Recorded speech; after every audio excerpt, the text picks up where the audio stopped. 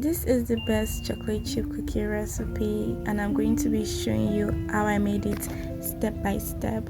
So first of all, you're going to be creaming your butter and your sugar by using the brown sugar and the white sugar.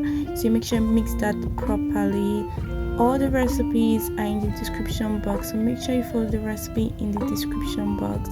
We're adding 2 eggs. Then I'm going with our dry ingredients of flour and baking powder.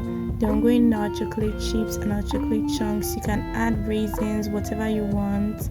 And then we're going to be finish the mixing by hand. Please note that you do not need a mixer for this recipe. You can mix everything by hand because a mixer is going to make you over mix, and that's why I'm finishing mixing by hand. So you do not need a mixer for this. Go ahead and put your chocolate chip cookies on a parchment paper and you freeze for 2 hours before baking. And when it's done baking, you're going to fall in love with these chocolate chip cookies. It's the best.